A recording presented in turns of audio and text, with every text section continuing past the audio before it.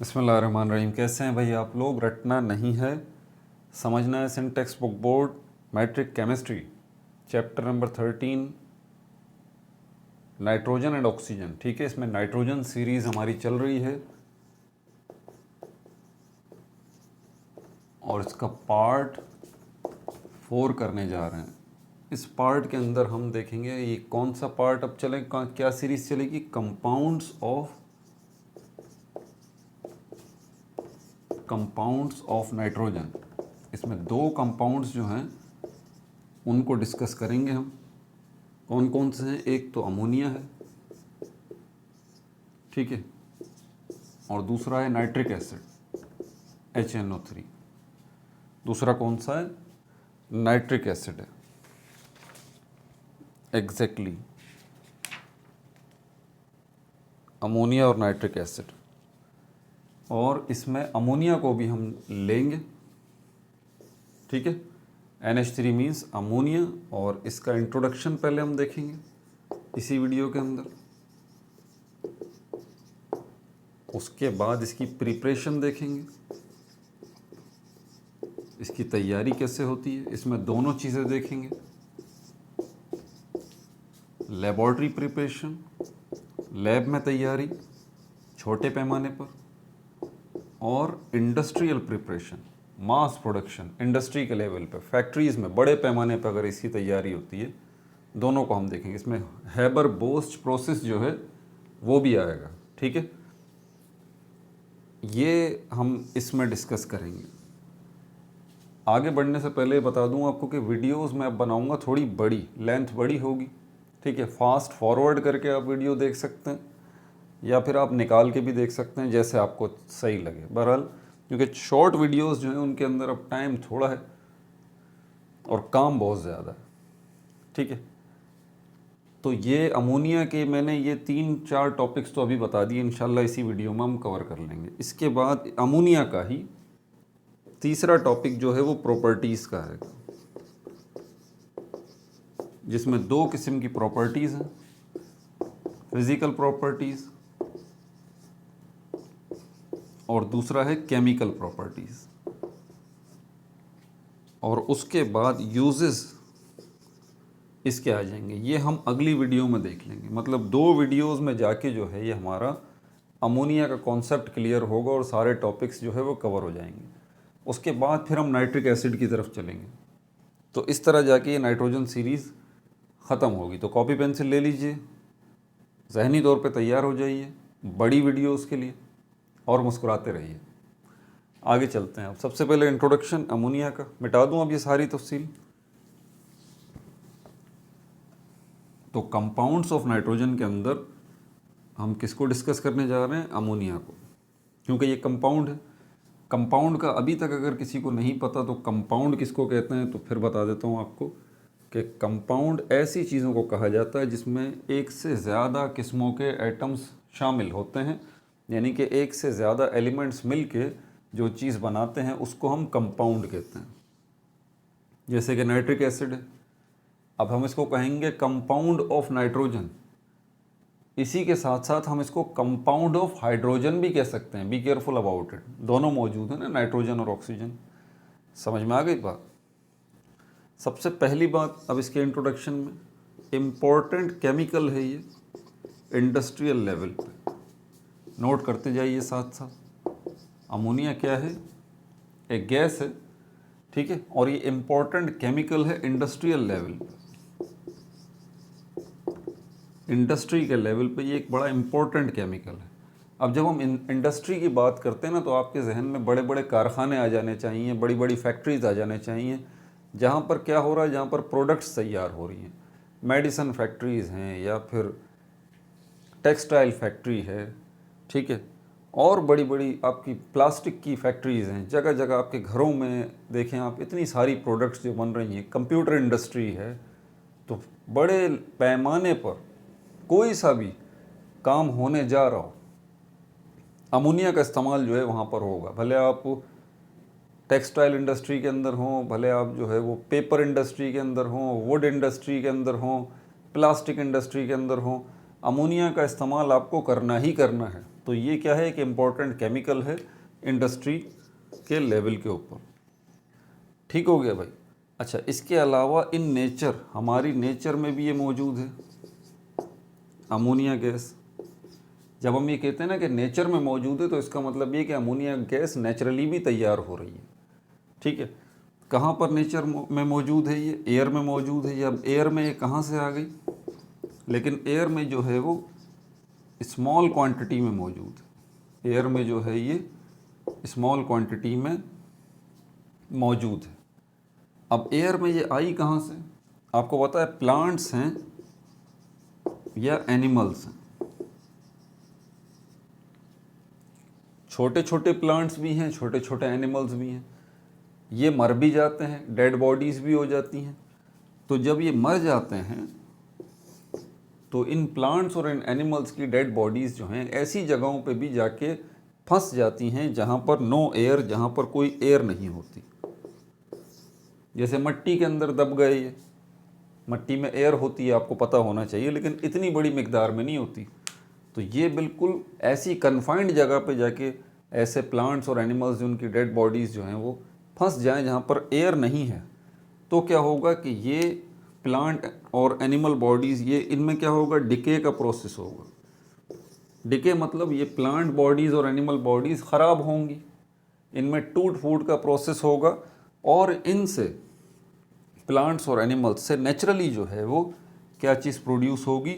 Ammonia gas produce होगी, NH3 ammonia gas naturally produce होगी। Gas obvious सी बात है, भले ये मट्टी के अंदर दबे हुए हों एनिमल्स या प्लांट्स, तो इसमें गैस तो अपनी जगह बना लेती है। तो ये अमोनिया गैस जो है वहाँ से फिर थोड़ी थोड़ी निकलना शुरू हो जाएगी बाहर। तो और यही थोड़ी थोड़ी मिकदार जो है वो अमोनिया की किस में शामिल हो जाएगी? एयर में हो जाएगी। तो हम ये कह रहे थे कि नेचर में कुदरती तौर पर भी अमोनिया गैस अगर बन रही है तो कहाँ बन रही है?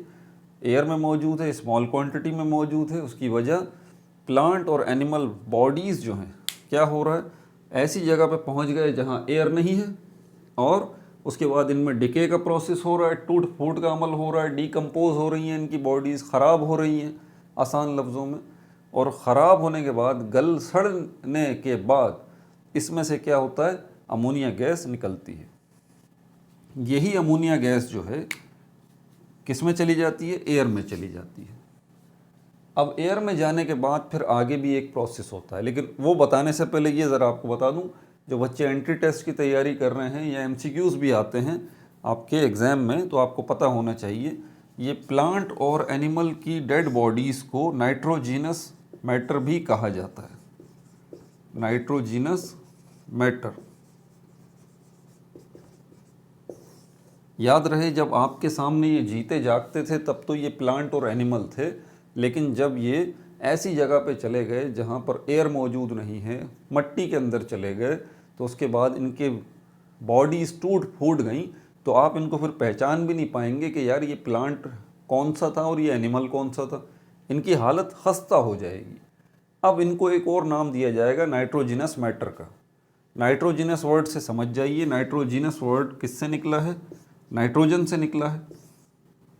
मैटर का मतलब तो पता है आपको, मैटर का मतलब चीज़ें, यानी कि अब ये वो चीज़ें कहलाएंगी, आप इनको एनिमल और प्लांट नहीं कह सकते, ये वो चीज़ें कहलाएंगी जिनके अंदर क्योंकि नाइट्रोजन मौजूद है।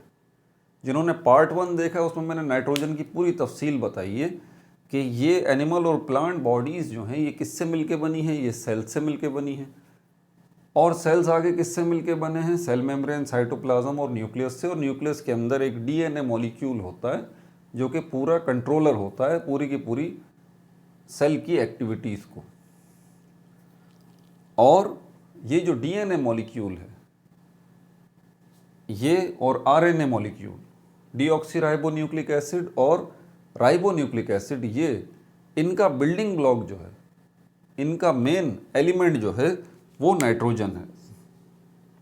यानी कि नाइट्रोजन मौजूद होगा तब जाके जो है वो ये DNA RNA बनेंगे। DNA RNA को बनाने वाला ये एलिमेंट है नाइट्रोजन।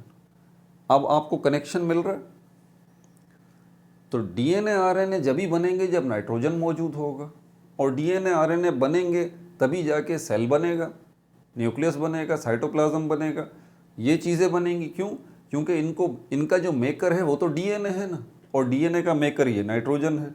और इसी तरह ये बहुत सारे सेल्स जब मिलते हैं तो एनिमल और प्लांट बनते हैं। बन गया कनेक्शन। तो इसीलिए ये एनिमल और प्लांट्स को जब ये अपनी इस हालत में न रहे कि अब इनको आप पहचान भी नहीं सकते, एक मैटर आपको नज़र आ रहा है ये ख़राब सा, तो इसको आप क्या कहेंगे? नाइट्रोजिनस मैटर कहेंगे।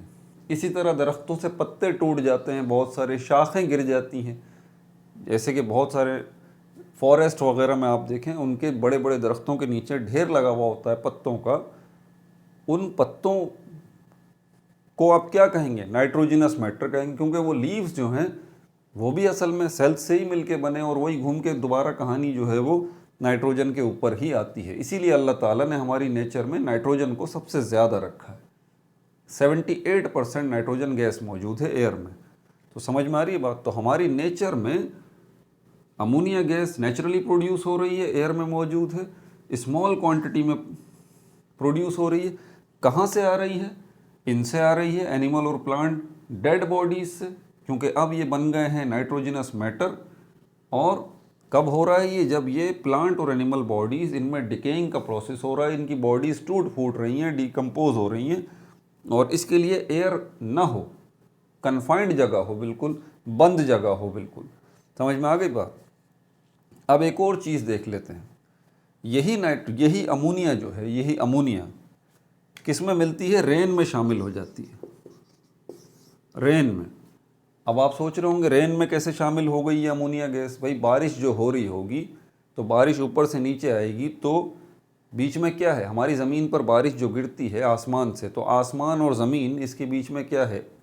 एयर है ना, एयर मौजूद है। एयर के अंदर ही ये अमोनिया गैस भी मौजूद है, आ गई भले थोड़ी मिकदार में है तो सही।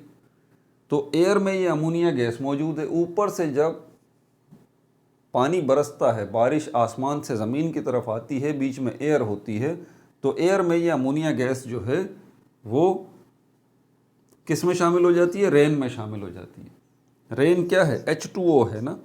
आपको पता होना चाहिए कि रेन जो है वो बेसिकली वाटर है, और अमोनिया गैस जो है वो बड़ी ज़बरदस्त तरीके से डिज़ोल्व हो जाती है। किसके अंदर? रेन के अंदर। यानी कि वाटर के अंदर बहुत ज़्यादा मिकदार में आप अमोनिया गैस को डिज़ोल्व कर सकते हैं। अब इस डिज़ोल्व करने के कॉन्सेप्ट को अगर और पिक्चराइज करना है, फील करना है, तो आप वो एक गिलास पानी लीजिए, उसमें चीनी घोलिए, 1 चम्मच 2 चम्मच या नमक घोलिए, 1 चम्मच 2 चम्मच। क्या हो रहा है? ये क्या कर रहे हैं आप? डिज़ोल्व कर रहे हैं। यही बात है ना, डिज़ोल्व करते जा रहे हैं, करते जा रहे हैं। तो ये जो आप डिज़ोल्व कर रहे हैं, आप बोलेंगे ये तो बड़ा अच्छा काम हो रहा है, तो डिज़ोल्व हो रही है। लेकिन अगर मैं 1 चम्मच ऑयल दे देता हूँ आपको, सरसों का तेल दे देता हूँ, बोलता हूँ ये लो भाई, ये इस गिलास में अब जो है पानी मौजूद है, मुझे ज़रा डिज़ोल्व करके दिखाओ। आप वो 1 चम्मच जो है वो ऑयल डाल देंगे, सरसों का तेल उस पानी में घुमाते रहेंगे, लेकिन वो डिज़ोल्व नहीं होगा। ये एग्जाम्पल दे के मैंने आपको ये डिज़ोल्व का वर्ड समझाने की कोशिश की है, ताकि आप इजीली समझ जाएं कि जब मैं कह रहा हूँ कि अमोनिया गैस जो है वो पानी में बड़ी ज़्यादा मिकदार में डिज़ोल्व हो जाती है, तो इसका मतलब वैसा ही है जैसे कि पानी में आपने नमक को हल कर दिया या चीनी को हल कर दिया। तो ऊपर से जब बारिश बरस रही है, बीच में अमोनिया मौजूद है, तो ये उसमें शामिल हो जाएगी। यही पानी कहाँ जाएगा? यही पानी जो है वो ज़मीन पे आएगा, लैंड पर। लैंड आपकी किससे बनी है? सॉइल से बनी है, मट्टी से बनी है। मट्टी के अंदर और बहुत सारी चीज़ें ऑलरेडी पहले से मौजूद होती हैं। तो ये अमोनिया गैस जो है जब वो मट्टी के अंदर जाती है, तो वहाँ पर क्या होता है? वहाँ पर जो दूसरी चीज़ें हैं उनके साथ ये केमिकली रिएक्ट करती है, और इसके नतीजे में बहुत सारे नाइट्रोजन के कंपाउंड बनते हैं। समझ आ गई बात? बहुत सारे नाइट्रोजन के वैरायटी ऑफ कंपाउंड्स जो हैं फिर बनते हैं इस अमोनिया गैस के मट्टी में मौजूद दूसरे कंपाउंड्स के रिएक्शन करने की वजह से। ये सारी डिटेल्स आपको पता होनी चाहिए। ठीक है भाई, मिटा दूं, आगे चलते हैं। ये था इसका इंट्रोडक्शन। अब इसकी प्रिपरेशन की तरफ चलते हैं ज़रा। नाइट्रोजन गैस का काफ़ी जो है वो तारुफ हो गया, इसकी प्रिपरेशन की तरफ चलते हैं। मैंने कहा था कि नाइट्रोजन गैस जो है वो दो तरह से तैयार की जाती है। लैब के लेवल पे, यानी कि लेबॉर्ट्री में जो है वो आप नाइट्रोजन गैस की तैयारी कर रहे हैं। ऑब्वियस सी बात है, नाइट्रोजन गैस अगर आप लैब में तैयार कर रहे हैं तो उसको आप कमर्शियली तो यूज़ नहीं कर सकते ना। जब हम कहते हैं कमर्शियली या इंडस्ट्रियली या फिर लार्ज स्केल पे या बड़े पैमाने पे या मास प्रोडक्शन पे, इन अल्फाजों को समझ लीजिए। इसका मकसद ये होता है कि आप एक ऐसी चीज़ तैयार कर रहे हैं जो आप मार्केट में बेचना चाहते हैं। तो लेबॉर्ट्री में जो चीज़ आप तैयार कर रहे हैं तो वो इतनी ज़्यादा मिकदार में थोड़ी ना आप तैयार करेंगे, क्योंकि लेबॉर्ट्री में एक्सपेरिमेंट्स होते हैं, तजुर्बात होते हैं। तो आपको एक्सपेरिमेंट करना है अगर सॉल्ट पे, तो आप 2 ट्रक भर के कोई सॉल्ट थोड़ी ना लेके आएंगे। सोचने की बात है, आप बाज़ार से 1 किलो नमक ले लेंगे बस। क्यों? आपको तजुर्बे करने हैं, एक्सपेरिमेंट्स करने हैं बस। तो लैब में जो काम होता है वो एक्सपेरिमेंट्स की हद तक होता है, उसमें थोड़ी थोड़ी क्वांटिटी की ज़रूरत होती है, ज़्यादा क्वांटिटी की ज़रूरत नहीं होती। अब हम क्या देख रहे हैं? प्रिपरेशन, तैयारी, preparation of ammonia, lab preparation और इंडस्ट्री के लेवल पर। पहले हम देखेंगे इसकी लैब प्रिपरेशन, लैब में तैयारी कैसे की जा रही है। लैब में तैयारी करने के लिए आपको जो है वो अमोनियम सॉल्ट्स चाहिए, अमोनियम सॉल्ट्स, इसकी ज़रूरत होती है। अमोनियम सॉल्ट्स जो हैं वो बहुत सारी किस्मों के होते हैं। आपके पास जो किस्म दी गई है यहाँ पर बुक में, जिसको बुक को रेफ़र करूँगा मैं, क्योंकि एग्ज़ाम की तैयारी कर रहे हैं ना हम, और एंट्री टेस्ट की भी।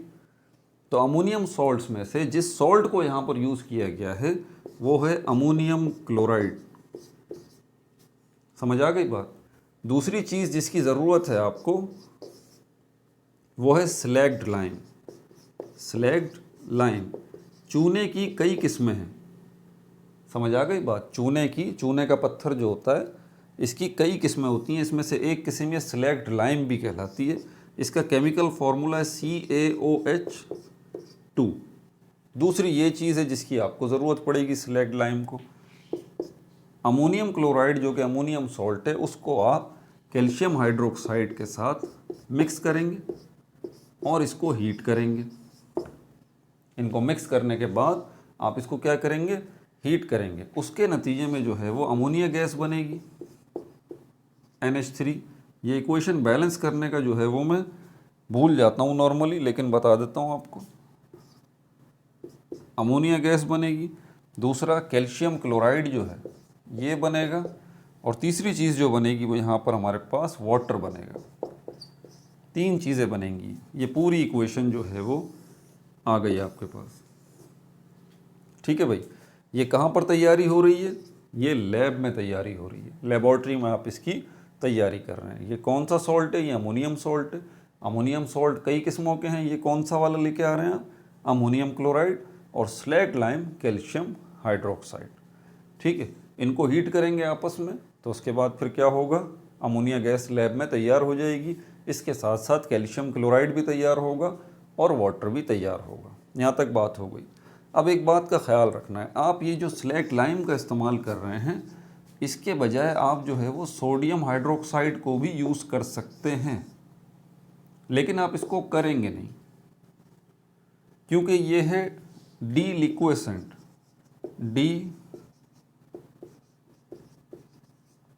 डीलिक्वेसेंट क्या है? ये डीलिक्वेसेंट है। अब डीलिक्वेसेंट का मतलब क्या होता है? डीलिक्वेसेंट का मतलब होता है एब्जॉर्ब मॉइस्चर। एब्जॉर्ब मॉइस्चर, ऐसी चीज़ें जो कि मॉइस्चर को एब्जॉर्ब कर लेती हैं, ह्यूमिडिटी या नमी को हवा में मौजूद उसको एब्जॉर्ब कर लेती हैं। अब वो चीज़ें जो कि हवा में मौजूद नमी को एब्जॉर्ब कर लेंगी, तो वो चीज़ें खुद क्या हो जाएंगी? गीली हो जाएंगी भाई, वेट हो जाएंगी। सोडियम हाइड्रोक्साइड जो है वो गीला हो जाएगा अगर आप इसको यूज़ करेंगे और इसको यूज़ नहीं करेंगे, क्योंकि ये क्या है? ये डीलिक्वेसेंट है। छोटी छोटी चीज़ें नोट करने वाली हैं, लेक्चर को नोट लाजमी करें। तो ये क्या, अगर इसको यूज़ करेंगे तो ये क्या करेगा? ये मॉइस्चर को एब्जॉर्ब करके गीला हो जाएगा। आपने क्या करना है? अमोनियम क्लोराइड और कैल्शियम हाइड्रोक्साइड हीट करना है। तो ऑब्वियस सी बात है, आप लकड़ी को अगर जलाना चाहते हैं तो गीली लकड़ी को थोड़ी ना जलाएंगे आप। समझ आ रही है बात? आप तो खुश्क लकड़ी को जलाना चाहेंगे, लेकिन ये जो हमारे पास स्लैग लाइम है ये क्या है? नॉट, ये नॉट डीलिक्वेसेंट है, ये not deliquescent. Calcium hydroxide slaked lime जो है ये नॉट अ डीलिक्वेसेंट सब्सटेंस है, मतलब ये एक ऐसा सब्सटेंस है जो कि मॉइस्चर को एब्जॉर्ब अपने अंदर नहीं रहता, खुश्क रहता है। ये समझ में आ गई बात? दूसरा इसका प्लस पॉइंट ये है कि ये बहुत चीप होता है, सस्ता आपको मिल जाता है। इसके मुकाबले में सोडियम हाइड्रोक्साइड जो है वो महंगा मिलता है। देखें एग्जाम में ट्रिकी क्वेश्चन इसी तरह के आप पूछ लेते हैं आपसे, why do we not use sodium hydroxide, या फिर why we are using calcium hydroxide instead sodium hydroxide, reason दीजिए। अब 3-4 लाइनें लिखनी होंगी, बच्चे परेशान होंगे, पता नहीं यार इसकी वजह क्या लिखें, लेकिन जिन्होंने लेक्चर थॉरोली अटेंड किए होंगे समझ जाएंगे। इसी किस्म के एंट्री टेस्ट में क्वेश्चन आ जाते हैं, इसी किस्म के ट्रिकी क्वेश्चन आ जाते हैं MCQs में, तो वहाँ पर बच्चे परेशान नहीं होंगे, फिर वो समझ जाएंगे कि हाँ यार हमें इसकी वजह पता है कि ये जो है वो डीलिक्वेसेंट है और ये डीलिक्वेसेंट नहीं है और ये चीप भी है, इस वजह से इसको इस्तेमाल किया जा रहा है। एक और चीज़ जिसको आपने नोट करना है, इसको मिटा दूं, क्योंकि ये दोनों चीज़ें सॉलिड हैं, अमोनियम सॉल्ट और कैल्शियम हाइड्रोक्साइड, ये दोनों चीज़ें क्या हैं? सॉलिड हैं। तो आपने इनको क्या करना पड़ेगा? आपको इनको जो है वो ग्राइंड करना पड़ेगा। मिक्स करने से पहले क्या करना पड़ेगा? ग्राइंड करना पड़ेगा, मतलब पीसना पड़ेगा। आपको इनको पीसना पड़ेगा, पाउडर की शक्ल में इसको लेके आएँ और फिर इन दोनों को मिक्स करें आपस में, फिर हीट करें। इसकी वजह क्या है भाई? आसान सी बात है, एक बुक है उसमें पेजेस हैं, आप उनको जलाना चाहते हैं ना, तो जलाने के लिए वो बुक जो है वो उठा के आप आग में डाल दीजिए। बुक्स को जलाना नहीं चाहिए, लेकिन सपोज करते हैं चलें वो बुक इतनी मोटी है, पेजेस के ऊपर पेजेस हैं, वो रखते हैं आप आग के अंदर, तो क्या होगा? वो जलेगी तो सही। और एक दूसरी बुक है, उसके पेजेस आप अलग अलग करते हैं, सारे पेजेस निकाल के ढेर बना लेते हैं उन पेजेस का, बहुत सारे, उसके बाद उन पेजेस को आग में डालते हैं। कॉमन एक्सपेरिमेंट है, छोटा सा कॉमन ऑब्जर्वेशन है। तो हम देखते हैं कि वो जो हमने अलग अलग पेजेस निकाल के डाले हैं आग के अंदर, वो तो बड़ी तेज़ी के साथ जल गए, लेकिन वो जो पूरी की पूरी बुक हमने उठा के जो आग में डाली है वो तो बहुत टाइम ले रही है। पहले ऊपर का पेज जल रहा है, फिर उससे नीचे का पेज जल रहा है, फिर उससे नीचे का पेज जल रहा है। अब थोड़ा सा आप सोचिए ज़रा कि यहाँ पर जो आप काम कर रहे हैं वो आप दो चीज़ों को रिएक्ट करवाना चाह रहे हैं। जब दो चीज़ों के रिएक्शन की बात होगी तो इसका मतलब इन दो चीज़ों के पार्टिकल्स को रिएक्ट करवाना चाह रहे हैं। भाई पार्टिकल्स के ऊपर भी तो तह बनी हुई है या नहीं है? तो अमोनियम क्लोराइड के अंदर भी इसके जो मॉलिक्यूल्स हैं, ये एक लेयर है, ये दूसरी है, तीसरी है, चौथी है। इन्हीं अमोनियम क्लोराइड के मॉलिक्यूल्स ने रिएक्ट करना है ना इनके साथ, तो इसके मॉलिक्यूल्स भी तह के ऊपर तह, इसके मॉलिक्यूल्स भी तह के ऊपर तह, दोनों को रिएक्ट कराएंगे। इतने बड़े बड़े टुकड़े आपने इनके ले लिए, इतना बड़ा पीस इसका ले लिया, इतना बड़ा पीस इसका ले लिया, चलो भाई इनको रिएक्ट करवाएं, दोनों को हीट देनी शुरू कर दिया। ऑब्वियस सी बात है इसको ये रिएक्ट करने में टाइम लगाएंगे। क्यों? क्योंकि सरफेस एरिया ये बड़ा मैटर करता है, ये मैक्सिमम होना चाहिए। तेज़ी के साथ अगर आपको चीज़ों को रिएक्ट करवाना है तो सरफेस एरिया मैक्सिमम होना चाहिए। कैसे होगा सरफेस एरिया मैक्सिमम? इनको इस शक्ल में ना रखें, डल्लों की शक्ल में या पत्थर की शक्ल में, बल्कि इनको ग्राइंड कर लें, पीस लें। ये पाउडर की शक्ल में आ जाएंगे तो हर खुल जाएगा, हर मॉलिक्यूल जो है वो अलग अलग हो जाएगा। तो मॉलिक्यूल से मॉलिक्यूल को रिएक्ट करवाना है ना, तो इसका मतलब, इसको दूसरे लफ्ज़ों में हम कहते हैं सरफेस एरिया इसका मैक्सिमम हो जाएगा। इस वजह से केमिकल रिएक्शन बहुत तेज़ी से होगा। ठीक है भाई, ये लेबॉर्ट्री प्रिपरेशन हो गई। अब चलते हैं वो जो कि आपका लॉन्ग क्वेश्चन भी बन जाता है, और वो हमारे पास क्या है? वो हमारे पास ये इंडस्ट्रियल प्रिपरेशन के अंदर हैबर-बोश प्रोसेस है। ठीक है, इसको मिटा देता हूँ।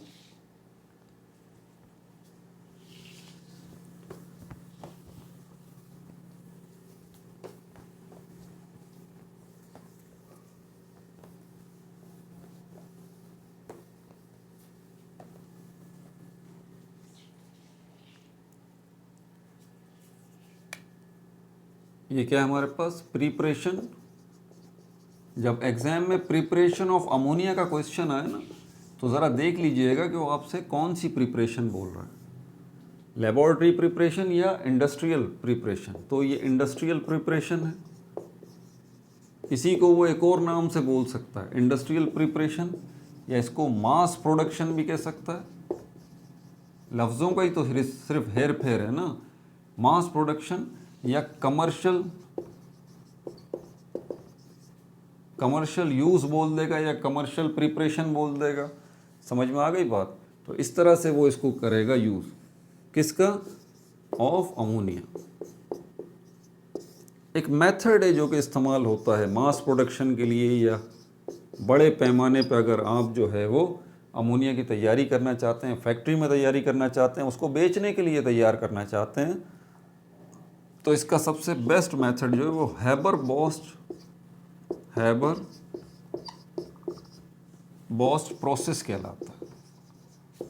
पहले तो आपको उस मेथड का, उस तरीक़ेकार का पता होना चाहिए कि फैक्ट्रीज़ में इंडस्ट्रियल लेवल पे कौन सा मेथड यूज़ हो रहा है। ये मेथड या प्रोसेस आप कह लें, इसको इस्तेमाल किया जा रहा है। ये पता होना चाहिए। दो बेसिकली केमिस्ट थे, एक का नाम है फ्रिट्स हैबर, ये सेंट्रल कैरेक्टर था, और दूसरे का नाम था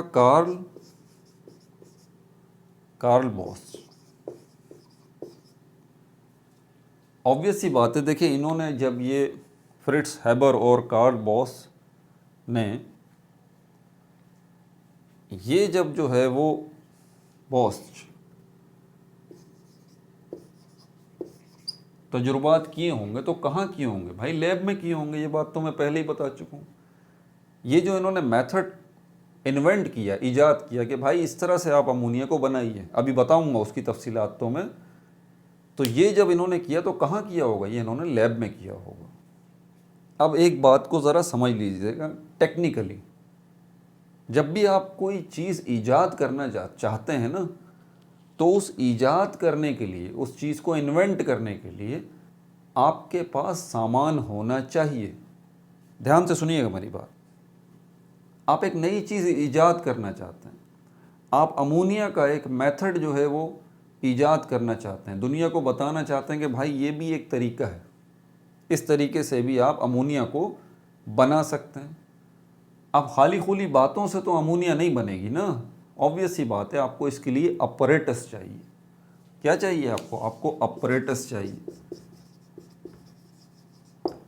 आपको इक्विपमेंट चाहिए, आपको मशीनरी चाहिए, मशीन्स चाहिए। अब जब आप एक नई चीज़ बनाने जा रहे हैं, एक नई चीज़ जो कि दुनिया में है ही नहीं, एक ऐसा मेथड जो कि दुनिया को पता ही नहीं है, तो कॉमन सेंस हमारा ये कहता है कि ये अपरेटस, ये इक्विपमेंट, ये मशीनरी, ये तो आपको बाज़ार से नहीं मिलेगी। क्या ख्याल है, सोचने की बात है ना। इसका अपरेटस आपको बाज़ार से नहीं मिलेगा, तो साइंटिस्ट जो हैं अपने अपरेटस, अपने इक्विपमेंट, अपनी मशीनें खुद बनाते हैं। समझ आ रही है बात आपको, इसको जहन में रखिएगा ज़रा। तो ये कार्ल बॉस जो थे, इनका बुनियादी काम ये था इंजीनियरिंग करना, अपरेटस को डिज़ाइन करना, उस मशीन को बनाना जिसके ऊपर फ्रिट्स हैबर जो है वो तजुर्बात कर रहे थे अमोनिया को तैयार करने में। तो बड़ा गहरा किरदार ये कार्ल बॉस का, आइडिया इनका था, फ्रिट्स हैबर का। और इनका आइडिया बड़ा सिंपल सा था। इन्होंने बोला था भाई कि नाइट्रोजन गैस लीजिए और हाइड्रोजन गैस लीजिए, इनको मिक्स कर दीजिए, इनको मिक्स करके आप इनको क्या कीजिए, इसको ड्राई कीजिए। यानी कि अगर इसके साथ जो है वो कोई नाइट्रोजन गैस, ऑब्वियस सी बात है आप एयर से लेंगे तो एयर में तो दूसरी गैसेस भी हैं, उनको निकालना पड़ेगा, और एयर में जो है वो मॉइस्चर भी है, नमी भी है, पानी भी मौजूद है एयर में। तो इन्होंने कहा कि आप सबसे पहले इनको जब लेने के बाद ये मिक्सचर आप लें तो इसको पहले ड्राई करें, दोनों गैसेस को मिक्स कर लें, नाइट्रोजन गैस और हाइड्रोजन गैस, और उसके बाद इसको ड्राई करें ताकि इसमें से वाटर वेपर्स वगैरह जो हैं वो निकल जाएं। उसके बाद फ्रिट्स हैबर ने कहा कि इसको कंडेंस करें, यानी कि इसको ठंडा करें।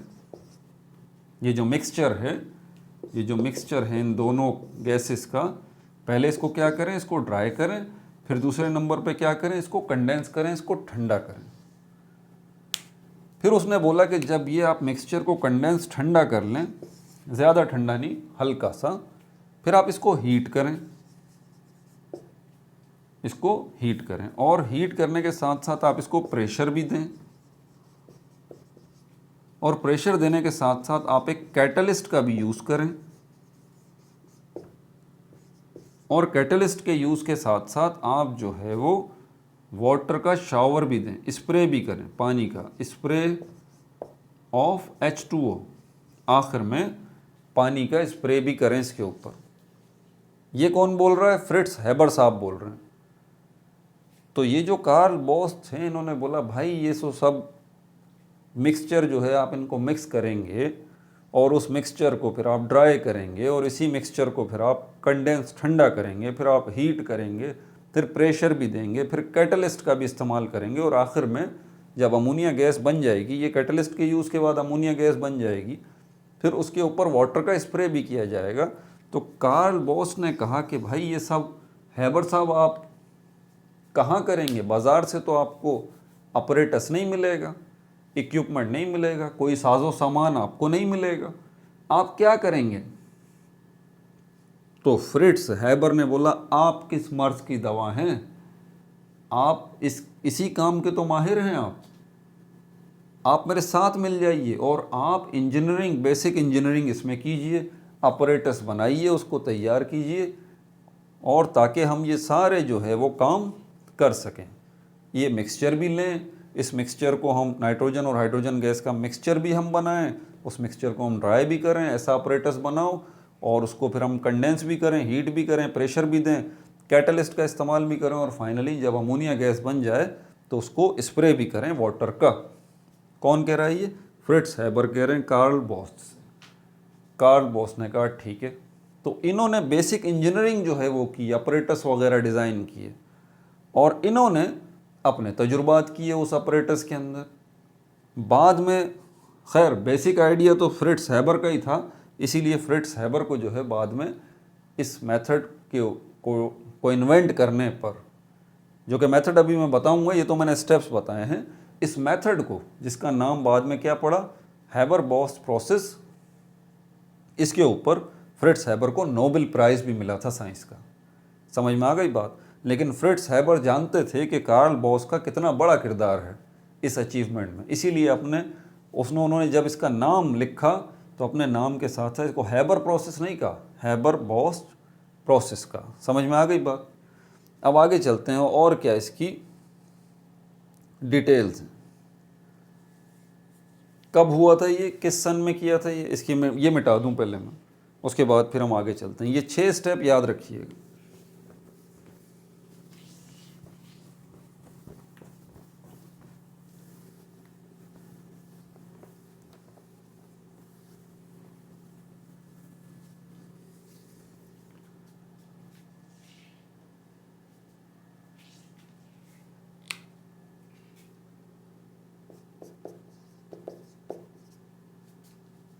फ्रिट्ज हैबर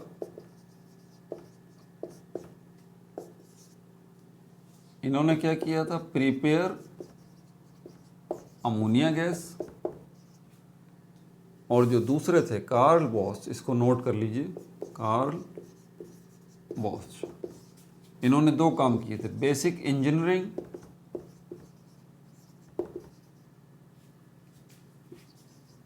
यानी कि ऑपरेटस वगैरह डिज़ाइन करना, ऑपरेटस को बनाना, ये सारे काम इन्होंने किए थे। दूसरा एक काम और भी किया था, ये जो तजुर्बे हो रहे थे ये लैब की लेवल पे हो रहे थे, लैब को निकाल के कमर्शियल लेवल पे इंट्रोड्यूस कराने का काम भी कार्ल बॉस का ही था। ट्रांसफर्ड हैबर्स लैब स्टडीज़, इन्होंने ट्रांसफ़र किया, ट्रांसफ़र हैबर्स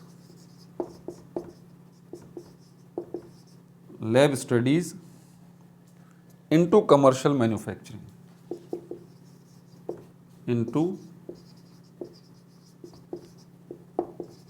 कमर्शियल मैन्युफैक्चरिंग। ठीक है भाई, क्लियरली आपको पता चल गया इनका। अब चलते हैं इसके ऑपरेटर्स की तरफ। ऑपरेटर्स जो उन्होंने बनाया, बुक में मौजूद है ये ऑपरेटर्स, ये देख भी सकते हैं आप। पुरानी बुक है मेरे पास, तो इसके अंदर जो है वो पेज नंबर 236 पे ये ऑपरेटर्स मौजूद है। यहाँ मैं बना भी देता हूँ, थोड़ा सा जगह बना लूँ। लेकिन स्टेप्स नहीं भूलने आपने, स्टेप्स नहीं भूलने आपने। पहला स्टेप क्या है? मिक्सचर बनाना किसका? हाइड्रोजन गैस का और नाइट्रोजन गैस का। ये रहा इसका ऑपरेटर्स, ये पहली चीज़ आ गई है।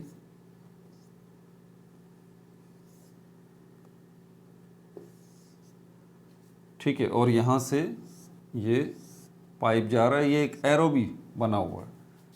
इस पाइप के साथ ये दूसरा जो है वो ऑपरेटर्स बन रहा है ये, और यहाँ से तीसरा ऑपरेटर्स ये शुरू हो जाएगा, ये वाला।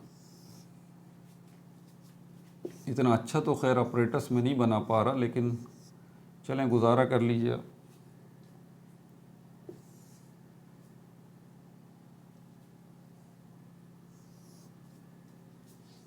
क्या स्टेप बताए थे पहले? मिक्सचर किसका? हाइड्रोजन गैस और नाइट्रोजन गैस का। ये रही वो जगह जहाँ से ये मिक्सचर इन होगा, ये पहला कंपार्टमेंट इस मशीन का। ठीक है, ये क्या है? हाइड्रोजन और नाइट्रोजन का मिक्सचर। इस कंपार्टमेंट को जो है वो हम कहते हैं dryer and condenser. Dryer and condenser, याद आ गया? यानी कि ये वो जगह है जहाँ पर ये मिक्सचर हाइड्रोजन और नाइट्रोजन का, ये क्या होगा? ये मिक्सचर ये ड्राई भी होगा और कंडेंस भी होगा, ठंडा भी होगा। उसके बाद ये मिक्सचर आगे जाएगा अगले कंपार्टमेंट में। ये रहा, ये जो अगला कंपार्टमेंट है, यहाँ पर ये मैं कैटलिस्ट बना लूँ पहले। ये कैटलिस्ट हैं जो आपको नज़र आ रहे हैं ना, ये मैं डिज़ाइन कर रहा हूँ। ये क्या है? ये कैटलिस्ट है। इसको कहा जाता है catalyst chamber. Catalyst chamber. Catalyst मैं पहले भी बता चुका हूँ, कैटलिस्ट ऐसे केमिकल्स या ऐसी चीज़ों को कहा जाता है जो कि केमिकल रिएक्शन में इस्तेमाल होते हैं। यहाँ पर हम हाइड्रोजन और नाइट्रोजन गैस को जो है वो रिएक्ट करवाना चाह रहे हैं, तो हम चाहते हैं कि इनकी स्पीड बढ़ जाए, तो हम कैटलिस्ट का इस्तेमाल करेंगे। जो कैटलिस्ट यहाँ पर इस्तेमाल होगा वो फेरिक ऑक्साइड होगा। फेरिक ऑक्साइड, इसको हम कहेंगे Fe2O3। Fe2O3 ये कैटलिस्ट के तौर पे यूज़ कर रहे हैं। तो ये जो आपको नज़र आ रहा है, ये क्या है? फेरिक ऑक्साइड है। ठीक हो गया भाई, फेरिक ऑक्साइड हो गया। अच्छा, और क्या क्या है? फेरिक ऑक्साइड, कैटलिस्ट का इस्तेमाल। यहाँ पर हम हीट भी देंगे, ये कैटलिस्ट हो गया। तीसरा स्टेप मैंने क्या बताया था कि हीट देंगे। हीट यहाँ पर आप देंगे 400 डिग्री सेंटीग्रेड से 450 डिग्री सेंटीग्रेड तक। ठीक हो गया भाई, ये कैटलिस्ट मौजूद है। यहाँ का टेम्परेचर कितना है ये मैं यहाँ लिख रहा हूँ, 400 से 450 डिग्री सेंटीग्रेड। प्रेशर भी यहाँ दिया जाएगा। प्रेशर कितना देंगे आप? प्रेशर का यूनिट है ATM, एटमॉस्फेरिक प्रेशर। तकरीबन 200 से 250 एटमॉस्फेरिक प्रेशर यहाँ पर आप देंगे। जब आप ये सारी चीज़ें कर देंगे कि ये कैटलिस्ट भी आपने प्रोवाइड कर दिया, फेरिक ऑक्साइड, और यहाँ पर आपने हीट भी दे दी, 400 से 450 डिग्री सेंटीग्रेड तक इसका टेम्परेचर हो गया, इतनी हीट दे दी, और यहाँ पर प्रेशर भी आपने दे दिया 200 से 250 एटमॉस्फेरिक प्रेशर। तो अब क्या होगा? अब ये हाइड्रोजन और नाइट्रोजन गैस आपस में रिएक्ट करेंगी और उसके नतीजे में क्या बनेगी? अमोनिया गैस बनेगी। क्या बनेगी? Ammonia gas. यही अमोनिया गैस आगे जाएगी इस टावर में। कौन से टावर में? इस टावर में जाएगी। इस टावर को कहा जाता है एब्जॉर्प्शन टावर। इस टावर को हम क्या कहते हैं? Absorption tower. यही क्वेश्चन जो ना MCQs वगैरह में पूछे जाते हैं। यहाँ पर क्या लगा हुआ है, ये स्प्रे लगा हुआ है, जैसे आपके बाथरूम में शावर लगा हुआ होता है ऐसे ये शावर लगा हुआ है। ये पानी जो है वो ऊपर से शावर की तरह गिर रहा है और ये गैस जब यहाँ पर अमोनिया गैस निकल के इसमें जा रही है तो क्या होगा, आपको मैं पहले ही बता चुका हूँ, solubility of ammonia is greatest in water. तो ये तेज़ी के साथ जो है ये इसमें डिज़ोल्व होना शुरू हो जाएगी अमोनिया गैस। आपको पता है ये वाटर में जब अमोनिया गैस डिज़ोल्व हो जाएगी, ये पानी कर क्या रहा है, क्योंकि ये पानी के अंदर जब डिज़ोल्व हो जाएगी तो अब ये अमोनिया गैस किस फॉर्म में होगी, सल्यूशन की फॉर्म में। किस फॉर्म में होगी अमोनिया गैस, सल्यूशन की फॉर्म में, यानी कि पानी के अंदर ये मिक्स हो चुकी होगी। और यही मिक्सचर जो है, यही सल्यूशन हम बाद में अलग कर लेंगे। अब हमें पता है कि ये वाटर का सल्यूशन जो हम बाहर निकाल रहे हैं, यहाँ से निकल रहा है ये वाटर का सल्यूशन, ये अलग से आपने एक और डब्बे में ये सल्यूशन हासिल कर लिया। इस सल्यूशन के अंदर अमोनिया गैस मौजूद है। इस सल्यूशन में से जो वाटर सल्यूशन है, इसमें से अमोनिया गैस को अब निकालना आपके लिए कोई प्रॉब्लम की बात नहीं है। लेकिन सवाल ये पैदा होता है कि इसको सल्यूशन में करने की, रखने की ज़रूरत क्या थी। भाई देखें, अमोनिया एक गैस है। गैस जो है वो कोई सॉलिड चीज़ थोड़ी है, मार्कर की तरह आपने इसको काबू कर लिया। भाई गैस काबू नहीं आती। तो गैस जो यहाँ तक आ चुकी, अब ये जो वाटर है ये एक डब्बे का काम देगा।